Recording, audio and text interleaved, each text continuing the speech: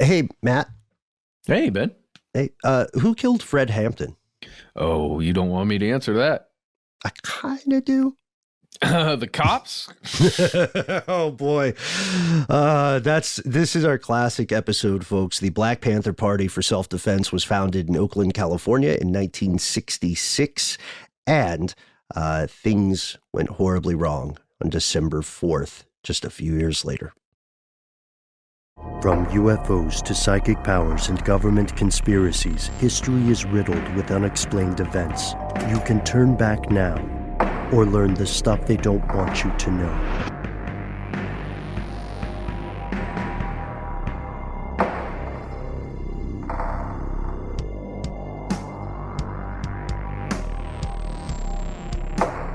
Oh, hello.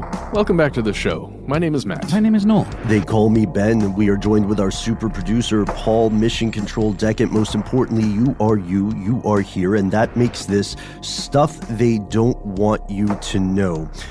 It's 2019, and if you are remotely aware of the news, you understand that the government is still shut down. This is the longest shutdown in modern U.S. history. So presumably they're not assassinating any political activists at the moment. Well, the assassins aren't getting paid, at least. That's fair. There's back pay, right? Furloughed, yeah. Yeah. This is a divisive time in the country, but that's something people always say. You know how like older people are always like, oh, new music sucks, but old music's good. And people are always like, oh, this is the most divisive time ever. It's always been a real, there's a phrase Noel stumbled upon that I really like. It's always been a real ship show. It's true. Because we're a family show. We are a family show. There was a P, just everyone, if you're listening. Yeah. It's sort of like a trade show for boats. It's a ship show. Right, They're all right. up on stilts. You get to look at their undercarriages, it's like that. But with rampant, wanton havoc politically, with quite real danger to many people, and we're not going to do some AM or FM political talking points show. We're not going to parrot out some headlines at you. We want to establish that context because it's often said that history is cyclical, right? Maybe it doesn't repeat, but it rhymes. And the reason that cliche is a cliche is because it's true. That's the reason most cliches are cliches. It's because they're true. Everyone knows it. It's such an eye roll when people say it. Today we are taking a journey into an event that may be familiar to some of us, and may be brand new to others, and it may be something that you just remember from one line in a Rage Against the Machine song, Down Rodeo, right? We were talking about this off air, listening to Rage Against the Machine, and the three of us, I don't know if you agreed, Paul, but the three of us, at least here in the booth, thought, Rage Against the Machine holds up. Well, the thing, too, about – not to me there's all of a sudden a critique about Rage Against the Machine and their cultural significance, but the thing that stands up to me is that all of the other, like, rap metal bands or whatever, they sound completely cliche and hackneyed now, but Rage Against the Machine just sounds like Rage Against the Machine. Nobody else really copied them so exactly that they sound like a tired, copy of themselves. So good on them for being innovative. Just another thing that I was reminded of, my wife is always trying to get me to listen to newer music. And back in the day, Jay-Z and who's that guy? It's the other guy. Jay-Z and Kanye. I'm just joking. Kanye. Give me a direction here. Something, I'm not sure. I think it's, if you're looking at a map, I think it's to the left. Kanye North by Northwest? Something like that. Okay. No, but they had a song that mentioned the person we're talking about today, and it just reminded me of that too. Just putting that up. Oh, yeah. Okay, so specifically that line in Down Rodeo is, they ain't gonna send me camping like they did my man Fred Hampton, right? And that is a real person. Yes. This is common knowledge to some of us. This is maybe an Easter egg for some people. But today we are exploring the life and times and untimely end of a very young man named Fred Hampton. Today, most people would not be able to point out Maywood, Illinois on a map. It's relatively small. It's a community of, at the closest estimate, a little more than 23,500 people in Cook County's Proviso Township. Shortly after World War II, there was this kid. His name's Fred Hampton. He was born in Summit, Illinois. He went to a high school in Maywood in the area. He was great at math. He was a great athlete. And for a time, he was a pre-law student. He died, spoiler alert, when he was 21 years old. That is bonkers to me. Every time I look back at these, like, whether it's like musicians that die at an early age, like Kurt Cobain, I forget they were like 23 and 24 years old. I still think of myself as a relatively young man, but it really makes you puts things in perspective, you know? Yeah, just getting started, Fred Hampton was. Mm-hmm. So what happened? To look at this, we will have to start with some social context, some background. So here are the facts. Fred Hampton is today most widely known for his association with the Black Panther Party, or BPP, officially the Black Panther Party for Self-Defense. This was founded in Oakland, California in 1966 by Huey Newton and Bobby Seale. Originally, these guys wanted to protect local residents of the Oakland community from police brutality. And from other crime, and just as a local defense force, essentially. Right, a self-governing community, right? We don't need the law enforcement industry, as they saw it, to further repress our community. There's so many things that could be solved, the reasoning goes, by just talking to kids, because these are teenagers, just saying, hey, don't cause trouble. Or, it's like you hear the stories of young kids who maybe get pulled over for something, or they get caught drinking underage or smoking pot, and then the officers, up to their discretion, they can book a kid and take them to juvie, or they can do something that is scarier and more frightening for some of them, which is call their mother. Well, that's true. It's interesting in the movie Black Klansman. I don't know if you guys have seen that yet, but it got some. I think Spike Lee finally got his first Best Picture and Best Director Oscar nomination for it. It's his first nomination in 30 years since Do the Right Thing. That's right. I watched it on the plane. Yeah, it's good. But there's a scene where Stokely Carmichael, who's the leader of the Black Panther Party, is speaking at a university, and one of the organizers, who's a college student who's got this college group that organizes this event, is very abusively pulled over by the very racist local police and just hassled for being the person that brought these people to this town, I believe in Colorado, the city in Colorado. So that kind of stuff was happening all the time, and that was there was absolutely a need to have some kind of protection within this specific community to keep stuff like that from happening. And need is key. These people weren't making these decisions for fun, right? They weren't like, hey, should we go bowling, or should we start a political party? And then rock, paper, scissors for it. They saw a need, and as the BPP evolved, its goals expanded. They recognized this was not something that needed to exist only in Oakland, California, but in the continent entire, right? Especially the U.S., but also Canada. And the group eventually called for nationwide changes meant to combat the racial inequality in the U.S., which still exists today. Yeah. By the late 1960s, this organization had over 2,000 members, 2,000 admitted members. There were probably many, many more sympathizers, right? Or people who said, I see what you're doing. I tacitly, if not explicitly, support it. Critics of the party, including the FBI, saw this organization as a hate group. They saw it as on the level of racial supremacy group, like the KKK. And they also saw it as primed to explode in some sort of like massive uprising or riot kind of situation. When in fact they were building schools in inner city areas of Oakland, and they had like clinics and supply free lunches, co-ops, and all of this really incredible community building stuff, breakfast programs for kids and clothing drives and all of this stuff. And the thing I mentioned earlier about the, protecting themselves against, racial profiling, it certainly wasn't. It was much more of an awareness thing and of like a let's stick together and make people aware that they can't mess with us because we are of one mind and we will, look out for each other. Yes. And draw attention to the fact that this stuff is happening. And know your rights. That's also big proponents of the Second Amendment, which, the right to bear arms, not the animal bear arms. Yes. I feel like we always have to say that now, but the right to hold a firearm.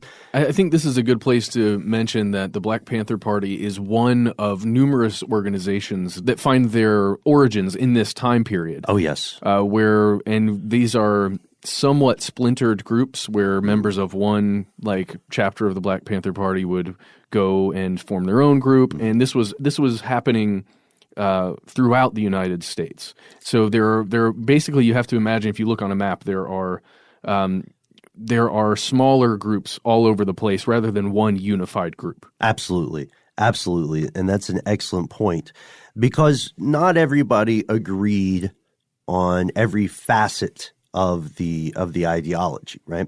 There would be people who agree with the push for equality, but they would say, hey, this is antagonistic, work within the system. And there were other people who said, well, the system is built to destroy you, so you are destroying yourself and us if you play along with these games. And if you look closely enough, it's interesting how you can see the rationality for almost all of the groups, because it almost makes complete sense in every scenario with these groups that are coming together. It's all about philosophy. Sure, and philosophy is ultimately only as valuable as the actions it inspires, which I just made up, but I'm going to stick by that turn of phrase. I think it belongs on a bumper sticker and or a plaque of some kind. Or a T-shirt. Oh, my gosh. I really do think so. But this is totally true, because the biggest thing that Fred Hampton was known for was being like an organizer. He was a great speaker. He could bring people together. And he pushed for this idea that the people in charge were using tools, using racism as a tool to control people that were not in their club, which is that's tale as old as time. That's not a conspiracy theory. No. That's just absolutely just look true. at it. And some conspiracy theories, for the record, are true. But he is right. There's an active conspiracy. The federal government at this time, as the Panthers expand, the federal government considers this group and associated groups terrorist, and they lump them in with the various other separatist or status quo challenging groups that you alluded to earlier, Matt. In the FBI's estimation, the BPP was an extremist group that, quote, advocated the use of violence and guerrilla tactics to overthrow the U.S. government.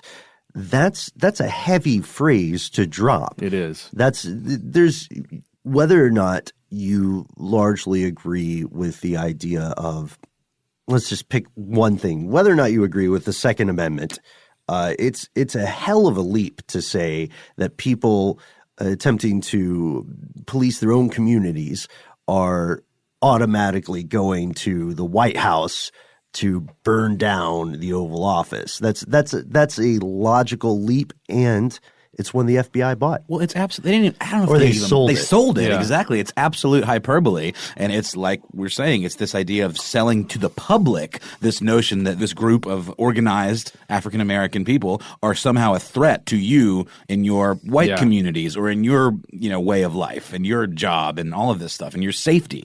Therefore, they accept whatever they need to do to get rid of them. It really is propaganda, but we cannot discount that some of these splintered off groups were using extreme violence as the a tactic. Weathermen. Yeah. And I think it's the Symbionese Liberation Front. Sure, like these other much more extreme could even now be classified as terrorist groups. Right. Yeah. This is during the Vietnam era. Meaning that I have a great metaphor for this. I want to save it for the end. But the idea here was one of an existential threat. So the Federal Bureau of Investigation deals with things like, human trafficking, drugs, murders across state lines, that kind of stuff. And they said, back burner, dissidents, extremists, terrorists, people who want the U.S. to be less racist, them too. And that's our number one priority. That's our priority. They said, look, drugs, human trafficking, interstate murder, stuff happens, omelets, eggs. But I'll tell you what, buddy, these hippies, these Black Panthers, this injustice shall not stand. Only our injustice shall stand, one might imagine. Oh, man. So with that context, let's look at Fred Hampton. It's a name that's familiar to people, but it's also this is the name of a real person, not just a symbol, right? He's a smart kid. We mentioned that he was born in Summit, Illinois. That was on August 30th, 1948. So like us, he's an August kid. Mm-hmm. He was raised in Maywood, and he graduated from the high school there with honors in 1966. From high school, he first went to the Developmental Institute at the YMCA Community College in Chicago, and then he attended Triton Junior College in River Grove, Illinois. He majored in pre-law because he planned to familiarize himself with the legal system, to know his rights, with the aim of better protecting his community against what he saw as the threat of the police. And there's an interesting confluence of contrasting views here, because Hampton saw the police as an existential threat to his community, and the FBI eventually saw the Black Panthers as an existential threat to their community. Yeah. So originally, he's a very young kid at this time. Originally, Fred organized for the NAACP. Yes. The National Association for the Advancement of Colored People, just to put that back in there. And then he ended up joining the Black Panther Party in 1968, which was headquartered at the time in Oakland, California. And, after he joins up with them, he moves to Chicago, and he basically develops an Illinois chapter of the Black Panther Party. He gets in on the ground floor. Yeah. And over the next year in Chicago, Hampton and other members of the chapter and people associated with it achieved some pretty impressive stuff. Like Noel said earlier, they are supplying clothing, they're supplying food, they're organizing, they're educating. The most notable achievement, or the one people remember the most often now, was that Hampton brokered a deal between some of Chicago's most powerful street gangs by saying, look, we are in a system that wants you to fight. It wants you to kill one another because then you won't vote. It wants you to kill one another because then you won't get old enough, maybe not even to your 30s. Yeah. And you have to be in your 30s to be president, right? And if you're fighting each other, you can't see the real enemy, essentially. Exactly. Yeah. And this message resonated with these gangs. And so he televised this multiracial, class-conscious alliance between the BPP, the Young Patriots Organization, and the Young Lords. Yeah. This was technically a non-aggression pact, because he said, this is what the system wants. It wants to keep you poor. It wants to keep you dying young. Yeah. Or put you in prison. And he was, we said this was televised. Mm-hmm. Fred Hampton was somebody, if you listen to, he is very convincing. Mm-hmm. And if you listen to him, I mean, it's just there's sometimes comes along a public speaker who can, in a way, and I don't know if this is the right word, but almost entrance you, where you're just listening and you're like, okay, yeah, I hear what you're saying. The way you're speaking, what you're saying, it's speaking to me. It's not, you're not speaking at me, you're speaking to me. And since it was on television, the right, I guess, and wrong people were noticing. Excellent point, Matt. Yes, because this is a moment that can be propagated before it can be censored, right? Yes. So after this watershed event, after this watershed year, during this year, Fred Hampton also coins a phrase that will be familiar with a lot of people who may not have heard of Fred Hampton, which is the phrase Rainbow Coalition, arguing again for a multiracial cooperative to address the entrenched poverty of lower working class Chicago and, more importantly, the country as a whole. This was later taken up by successive political pundits, right? Yeah, it was really used. It morphed over time, let's say. Mm-hmm. It did. And one thing I like about what you're pointing out with the televised, let's all get together, cooperate, overthrow the system, right? Forget the G-Rides. I want the machines that are making them. The BPP did have a Maoist or communist tinge to its ideology, and this made the idea of the Black Panther Party a compounding threat. That's right. Because we're in Cold War era at this point.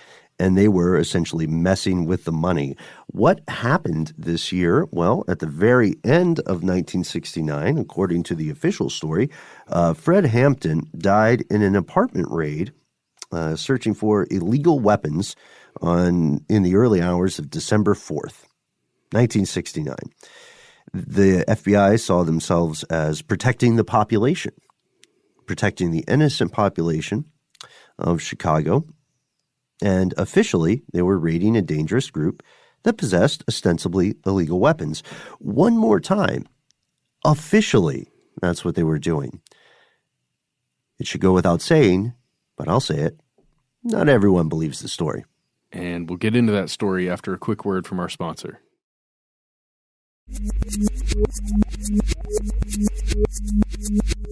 And we're back. And I just want to point this out here.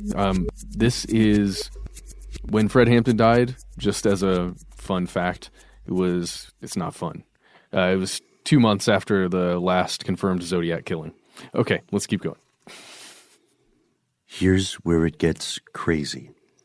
So the federal government sees this and associated groups as a threat. They are terrified of the idea of anything challenging the solvency of the government, the breaking of the rule of law. So the question becomes, how far would the U.S. government go to prevent what they saw as the spread of subversive elements? Would they, in fact, MI5 style, CIA style, break the laws they were supposed to enforce in pursuit of what they saw as a greater good? Evidence overwhelmingly indicates, yes, the FBI essentially engineered an assassination. Yeah. And it's tough to look past the evidence, especially if you look at the full picture here with something we're about to get into, a specific program. Yes. Yep. Which will be familiar to fellow longtime listeners. Let's start with a guy named Mark O'Neill. We'll go into detail about him in a moment. What you need to know about Mark is that he was in the BPP and associated with it, but he was also, for part of the time, an FBI informant. And on the night of December 3rd, after a political education session, Hampton and his girlfriend, who was pregnant, and several of their associates went to this apartment where they were going to spend the night. And this guy, Mark O'Neill, was functioning as security. He also made dinner. Yeah. He made dinner, and he drugged Fred Hampton with barbiturates, which prevented him from waking up at all. Okay? That night, yeah. Yeah. He slept peacefully in this bedroom with his girlfriend, and the police, when they conducted the raid around 4 a.m. or so, they came in guns blazing, right? And there was it Mark O'Neill? Was he the one holding the shotgun? Mark O'Neill was there, or at least for a time. Mm-hmm. Yeah, because again, he set the entire thing up. So the police shot security. It was one guy with a shotgun. They just shot him. Yeah, that was not Mark O'Neill. That was not Mark O'Neill. No, they just shot the guy as he's dying. Shotgun discharges.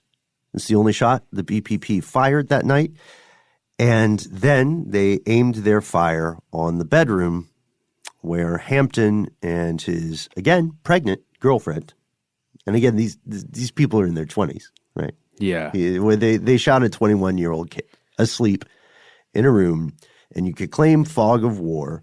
You could claim best of intentions, or that the road to hell is paved with those kinds of tiles. Or you could claim this was part of something called COINTELPRO. Which it was, just for the record. Yeah. I want to put that out there. COINTELPRO. And you may be most familiar with this word, unfortunately / kind of fortunately, through the work of Alex Jones, and you'll hear him yelling about it on the internet sometimes. But yeah, COINTELPRO, it's an actual thing. Yeah, it was founded by the FBI in 1956, and it was just kind of a catch-all term for a counterintelligence program. Well, that's what it was short for, a counterintelligence program that was designed to stop the Communist Party initially, and then it began to kind of branch off and attack some of these more domestic groups that we talked about, including the Socialist Worker Party, of course, the Black Panthers, and any of the other splinter groups that we've been talking about throughout, some of which were quite dangerous and did pose a threat. Also, in their defense, the Ku Klux Klan. Yeah. Right? So they were hunting anything they saw as subversive. It's a very bad time to be a vegan. Just to give you a sense of how rigid their ideology was on Uncle Sam's side. Or an animal rights activist. Oh, yeah. Or an animal rights activist. By the way, I watched – it's not animal rights, sorry. I watched this movie called Edge of Darkness last night. It just happened to be on HBO when I was just flipping through. And it was activists who were trying to expose a nuclear weapons program. But it felt very similar, like the off-the-grid groups, you know, that are functioning for a higher purpose. Sure. No credit cards, right? No credit card usage. Watch out for your phone. It has GPS. Yeah. It's not about the money. It's about sending a message. Right? Okay, sorry. I know I'm making crazy eyes at you. I get it. Yeah. So the Panther Party wasn't originally part of the COINTELPRO targets, right? Part of the FBI targets. But by 1968, J. Edgar Hoover himself considered them to be, quote, the greatest threat to the internal security of the country, because he saw them as commies, right? As communists, and additionally as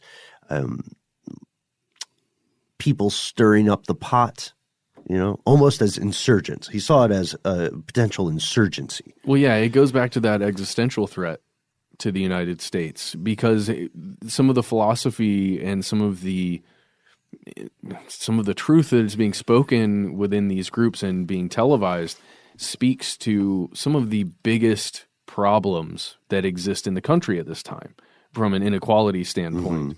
And that's dangerous if you get enough people to truly follow and believe, especially if you have main parts of this group that are armed. Right. I can imagine why J. Edgar Hoover and some of his groups were terrified of this type of organization. Yeah, and by 1969, the Panthers were one of the primary targets steered by Hoover, and the FBI attempted a number of nefarious strategies to weaken the group. The FBI was primarily concerned with a sort of a domino effect or an accretion, of similar groups that got together and said, hey, you're on the same page. You also understand the idea, or you agree with us with this idea of the proletariat, right, and the class struggle. Yeah, let's all work together. That's dangerous. For as long as it lasts. Yeah. Yeah. I mean, human beings have been saying, let's work together until one of them stabs the other one in the back before recorded history, probably before Homo sapiens. It's just sort of our thing. So the fact that Fred Hampton was, as you pointed out, Matt, this enormously compelling, brilliant speaker, this unifying force. The fact that he had these capabilities made him a target. It put the target on his back as far as Uncle Sam was concerned. And especially at the age of 21. Yeah, especially being so young. Like you said, he's just beginning. And to prevent this growth, to stop him short, the FBI started surveilling Hampton and his associates to the best of their ability, wiretapping, which is listening to phone calls, infiltration. They were stealing the guy's mail. They were reading his stuff. They attempted extortion. They did more. I mean, this is an era of domestic security wherein the same government agency, the FBI, wrote letters to Dr. Martin Luther King trying to convince him to kill himself. Yeah. Yeah, who, by the way, was assassinated just the year prior to when Fred Hampton was killed. Exactly. There's an escalation. And at the time, although this may sound like common knowledge to a lot of us listening today, at the time, COINTELPRO was classified. Nobody knew it was happening. Nobody knew. These operations were not public until 1971. And that's important because it means that during the early morning hours of December 4th, 1969, there was no public scrutiny of the actions that the FBI and its proxies, local law enforcement, chose to take. There was definitely not congressional oversight. Yeah. And even then, this is terrible to even think, but even then, at the time, if you look at Congress, I mean, I can't say, this is my opinion, but I feel like congressional oversight wouldn't do much for something like this. And unfortunately. And that's just my completely my opinion. I agree with you. And one thing that this touches on is something that's occurred in this government and other governments quite often, which is the conflict between elected and unelected officials, right? You know, if you live in this country and you are able to vote, you can vote for a representative. You can vote for a president. You cannot vote for a Supreme Court justice, those 9 creepy ring wraiths that run this place, and everybody still pretends that's normal. Excuse me. Different episode. Yeah, or like, people who are on the Federal Reserve. People on the Federal Reserve. Yeah, excellent point. So you and I and anyone listening cannot directly vote for the heads of intelligence agencies. That's never going to be on your ballot. And presidents can come and go. But that is a different game. You know what I mean? I'm getting creeped out. I'm passionate about this. I feel like I'm preaching to the choir here, but it's true. And the reason we bring that up is because I want to be very clear that there are people in Congress with the best of intentions who had no idea what was going on. Yes. You know what I mean? They were concerned about their constituency. They were probably mainly concerned with being reelected, if we're being honest. But they would not have co-signed these sorts of actions, right? Yeah. Because now looking back, we have to ask ourselves, who were the terrorists? Who was engaging in guerrilla tactics? Who successfully assassinated more people? Oh. I know. Dang. Well, I'm just asking. This stuff comes to a head in 1976, the Select Committee to Study Governmental Operations, which is something you hipped me to years and years ago, Matt, the Church Committee. Yeah. Yeah, they finally realized in 76 that the FBI was violating the law and had been violating the law in several operations under COINTELPRO. Pretty rough stuff. So the stated aim, right, of COINTELPRO when they go into an office and they're like, okay, this is what COINTELPRO is going to do. We're going to prevent violence, and that's really what it is. But some of the actions that they took during this, it arguably promoted violence between not between the FBI and other groups, but between the groups that the FBI is surveilling under COINTELPRO, specifically the Black Panthers and several other rival organizations. And we mentioned this in our video that we made, years ago. I don't even know when that was, but And we talk about two other groups, the United Slaves and the Blackstone Rangers, who are two other, I say similar groups, but they're very different in many ways. But it's these two other groups were then having major conflicts with the Black Panthers because of the actions taken by the FBI.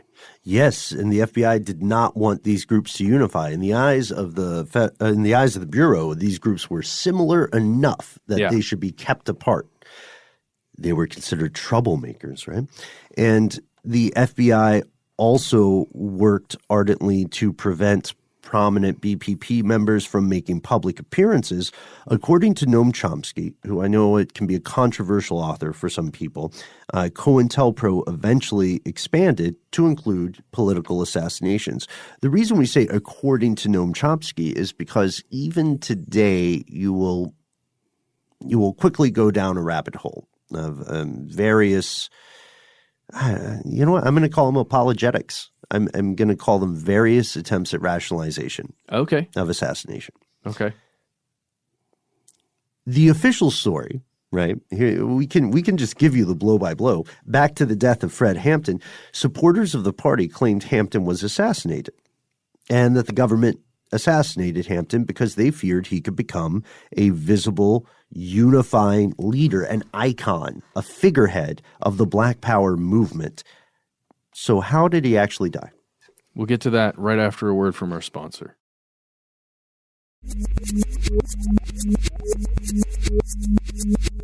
And we're back. In the early morning hours of December 4th, 1969, 8 Cook County police officers who were acting under instructions from the Cook County State's Attorney's Office approached the West Side Chicago headquarters of the Black Panthers. As you might imagine in a raid-type situation, there was another group of officers that approached from the back. Everyone inside was still asleep, including Fred Hampton. Inside what was, you say headquarters, and it was an apartment. It was a flat. There were 9 people still asleep. This is in the very early morning hours before the sun had even risen. Yeah, it's a crowded apartment, first floor, 19 guns in the apartment, more than 1,000 rounds of ammunition. The way that the Tribune reported the series of events was that this was a national hate group known for their revolutionary politics, and more importantly, for shooting police officers.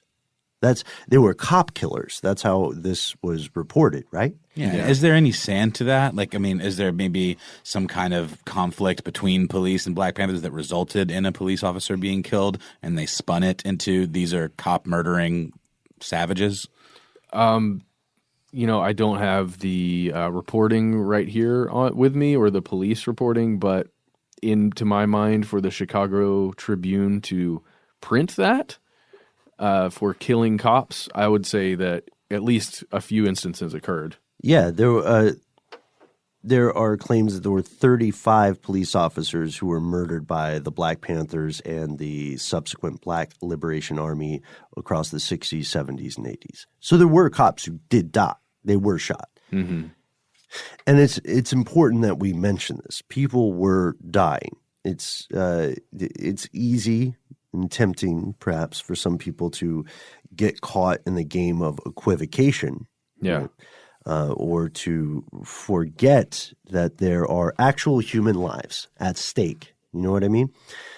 So we can only imagine that of the 6 officers in the back door and the 8 officers in the front, several of them may have thought they were on a mission of, dare I say, vengeance, right? Yeah. So at about 4:45 a.m., a Sergeant Daniel Groth knocked on the front door of the apartment. There was no answer, so he knocked with his gun. And presumably shouted. Yeah. Presumably shouted, yeah. Then they busted in the door. The next 7 minutes of gunfire become one of the most intensely debated and disputed incidents of the entire decade. Yeah, there was a federal grand jury investigation that found that the police fired in the neighborhood of ranging between 83 to 90 shots.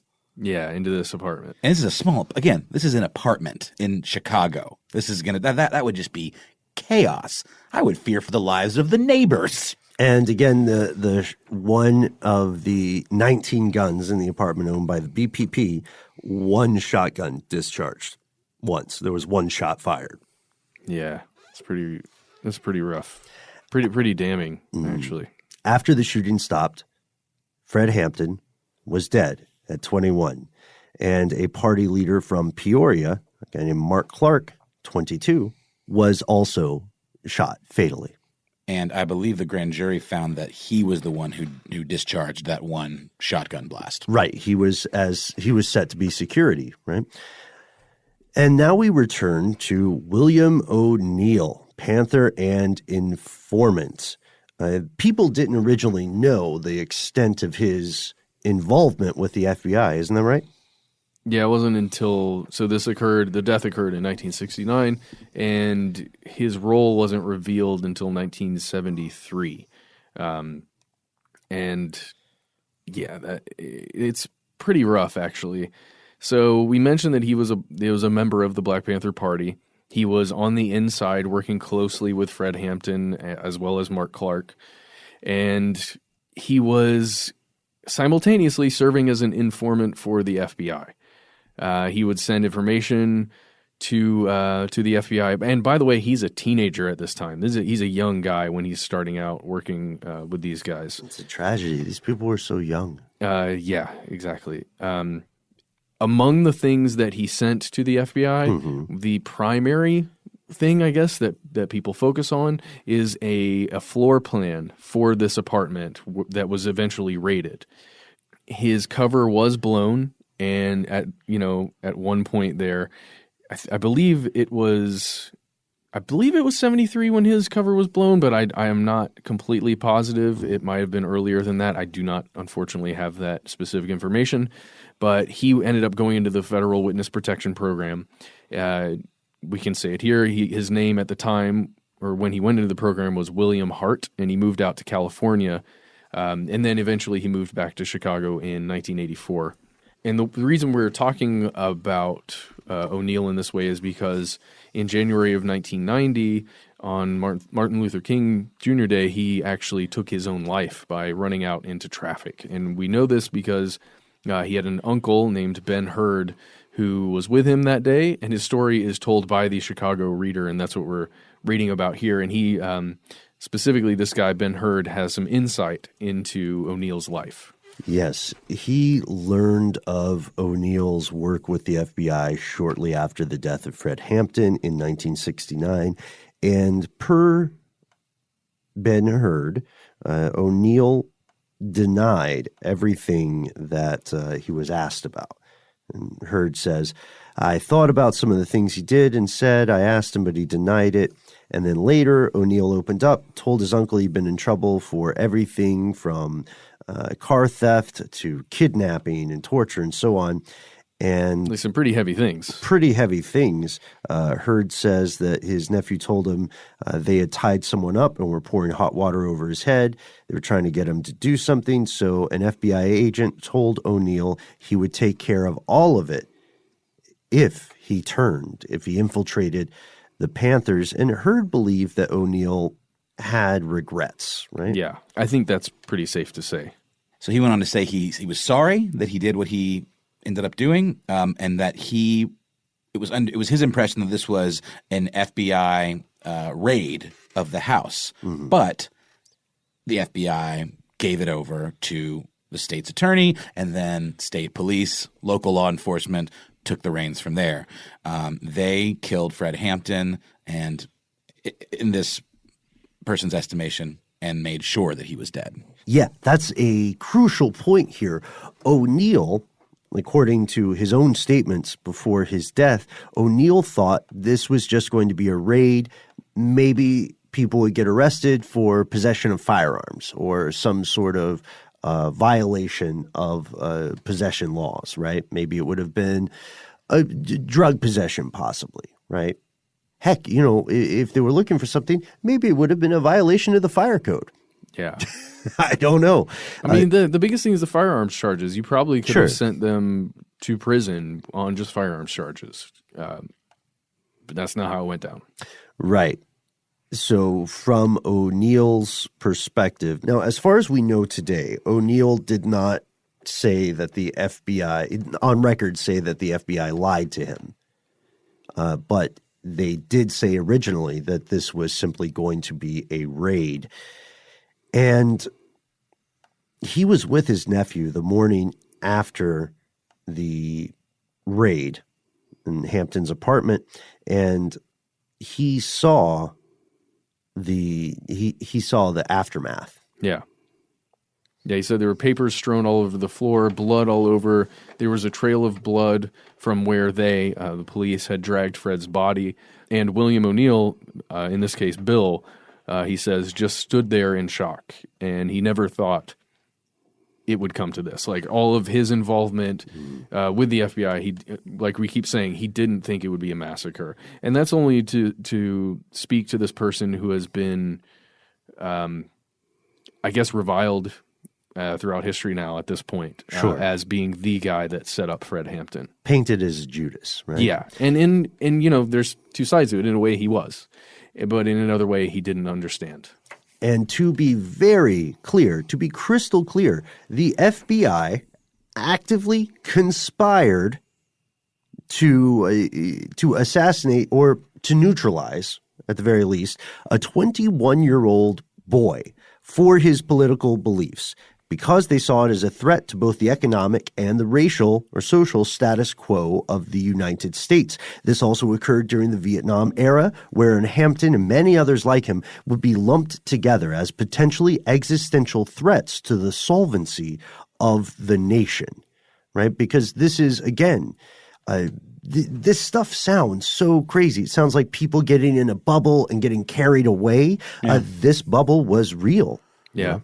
I think there was something in the outline here, Ben, that you didn't end up saying, but our buddies, the Culture Kings, have a phrase they use where it's talking about messing with the money. Mm-hmm. And that's when the government starts really paying attention, when it's upsetting the apple cart in a way that affects economics. I did put that in. And yes, and a shout out to Jaikis and Edgar. I didn't originally say it because I think we still owe them a song. We do. Yeah, and I'm going to at least make the track for this next one. I don't claim to be an MC, but I can definitely make some beats. So let's I commit to that. You're great at that too. Well, thanks, you have buddy. a gift. You guys are fantastic MCs. I say we put it out in 2020 just to surprise them out of nowhere. Yeah. Oh, and call it hindsight. Yeah.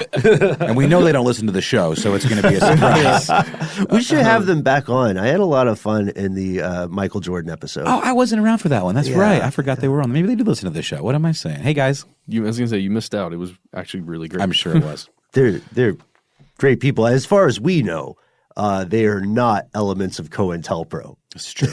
and hopefully neither are you guys.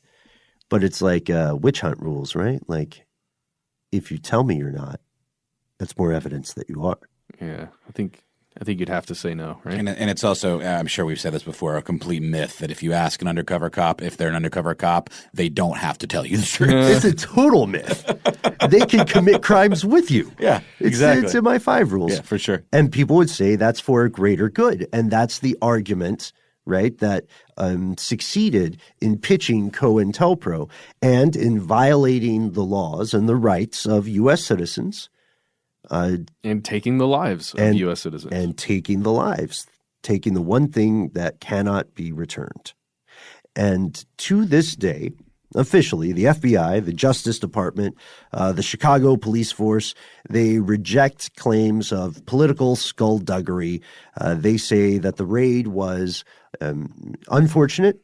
It was not the ideal outcome, but on their side, it was conducted correctly and to the letter of the law. We're conducting a raid to find illegal firearms to neutralize a threat.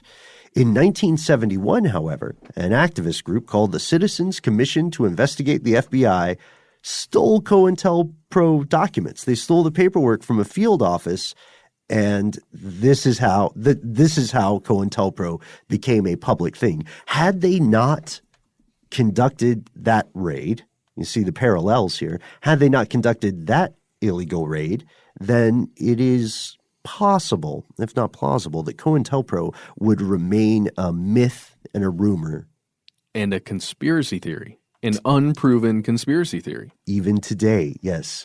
In April of the same year, by the way, 1971, the FBI officially terminated COINTELPRO, yet numerous critics of the U.S. government believe that programs like this never really go away. The names change, but like Dr. Manhattan says in Watchmen, nothing ever ends. Oh, yeah. Have you guys seen there's a Watchmen series that's coming to HBO? Yeah. Okay. It looks a lot less shiny than the Zack Snyder movie. Less shiny? Yeah, I felt like the Zack Snyder movie was a little like overly polished looking. Every scene a painting. Yeah, kind of. This one, like, what's his name? Rorschach's mask is literally just like a sack with kind of like, Well, they're prequels, right? No, I think maybe. No, I think it's the. I don't know. Comic books are It prequels. has to be a prequel, right? I don't know that it is. I think it's. I think it might even be either a deeper exploration of the series with more of the. Because come on, you need more than a movie to really like go deep into that book, right? There's so much stuff in there that they couldn't put in. Dude, I just rewatched it. You think it holds up? I didn't like it. I don't know. I loved it. You did like it? I loved it. Oh, you again. loved it? Okay. All right. I don't know. And maybe it is just nostalgia. I think the reason for me was that that was such a formative graphic. That was the first graphic novel I ever read where I was like, oh, I see what graphic novels can accomplish. Yes. And it was just like mind-blowing to me. So I felt like it was very sacred to me, and to see someone try to do – I felt like it was a valiant effort, but I also didn't really care for Zack Snyder's style anyway. Alan Moore hated it. Yeah. Yeah. Alan Moore is like – Well, I don't think he watched. He probably didn't even watch No, it. he does write excellent comics for fun, but I think it's to support his main hobby, his main passion, which is just hating stuff. Oh, jeez. Just interestingly enough here, and this show is not brought to you by Watchmen or HBO, just so you know that. If you go to hbo.com/Watchmen, the first thing you see is nothing ever ends. Yeah, and the little blurb. And Trent Reznor and Atticus Ross doing the music. That's pretty dope. And it's a show run by Damon Lindelof, who I believe did Lost. Oh.